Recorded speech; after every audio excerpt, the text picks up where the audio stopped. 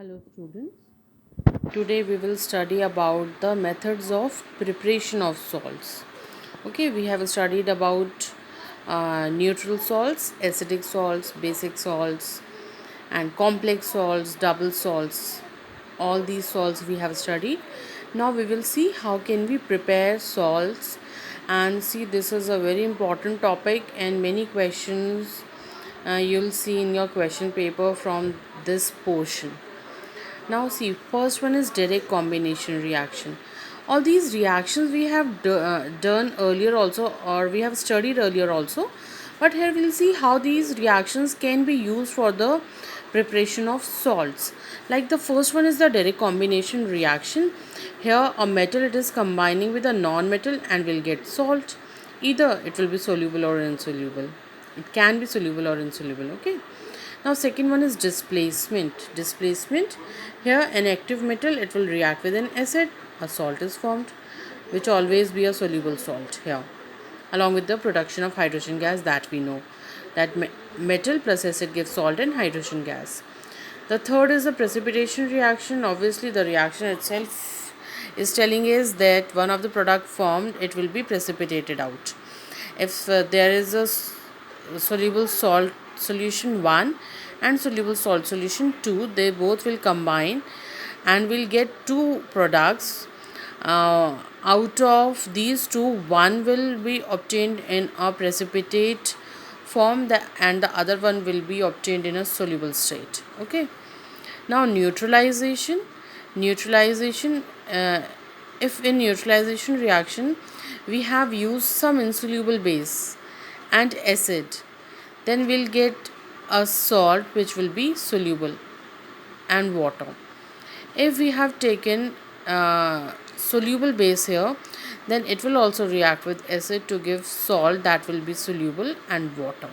Okay, it means whether we will take any insoluble base or a soluble base, we'll get soluble salt and water. Now carbonates and bicarbonates, when they'll react with acid, will get salt, water and CO2. Now see, first one is the direct combination reaction, where a metal it will combine with a non-metal to produce a salt, and that salt it can be soluble or insoluble. The first one is iron. Iron, when it will react with chlorine, which is a non-metal, will get FeCl3, which is a soluble salt. Aluminium and chlorine, aluminium chloride, soluble salt. You have been asked like prepare a chloride of aluminium from a metal element and a non-metal element. So here you'll do the their combination reaction. Like prepare a insoluble salt of iron, and if the non-metal element is sulfur, it means directly they are saying that we have to produce the sulfide of iron, insoluble salt of iron, and we have to use the sulfur. It means iron sulfide will be the product formed. Iron it will react with sulfur to form FeS. Zinc with sulfur ZNS. Lead and sulfur PbS. These are insoluble sulfides, IDE sulfides are insoluble. These sulfides which are formed from direct combination reaction, these are insoluble sulfides, and these two are soluble salts. Okay. Now second one is displacement reaction. Displacement reaction, see here active metal and an acid will be used. Okay. Iron and sulfuric acid, iron sulfate. Iron and HCl, FeCl2. Zinc and sulfuric acid, ZnSO4. Magnesium and HCl, MgCl2. All these are soluble salts. If we'll put these metals in these acids, we'll get the soluble salts and hydrogen gas will be evolved. Third one is precipitation, double decomposition. We know that precipitation reaction, it is a double decomposition reaction in which exchange of radical takes place. Like lead, it will come here with chlorine, we'll get lead chloride, and sodium with NO3, NaNO3 will get. Okay, exchange of radical take place, and the two products which are formed, out of these two products, one is obtained in a precipitate form. Here lead nitrate and NaCl both are soluble salts. It can be also dissolved in water, and this obviously this we know.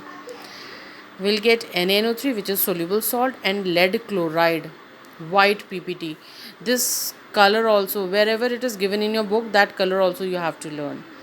PbCl2, it's white PPT. Calcium chloride, all these are soluble, water soluble, means we have made its aqueous solution. We have dissolved all these salts in water. We have made aqueous solution of all these salts, and will mix these aqueous solutions together. When we'll mix the calcium chloride, aqueous solution of calcium chloride to the aqueous solution of sodium carbonate, here we'll see uh, NaCl will be formed along with the formation of calcium carbonate. Calcium carbonate it will also form white PPT. Okay, the chalk which we use, its formula is also CaCO3. Marble, its formula is also CaCO3. Zinc sulfate, aqueous solution of zinc sulfate, aqueous solution of ammonium carbonate. When these two are mixed together, we'll get ammonium sulfate, which is water soluble, and zinc carbonate, which is insoluble in water, so it will be obtained as a precipitate. Next one is zinc nitrate and sodium carbonate. Zinc nitrate, ZnNO3 whole twice.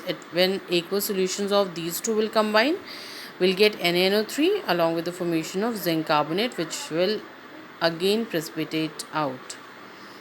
And lead nitrate and sodium sulfate, lead sulfate, which is a precipitate, and sodium nitrate is formed. Okay, and next is the precipitation double decomposition continuation is there. This will study in our next video. Thank you.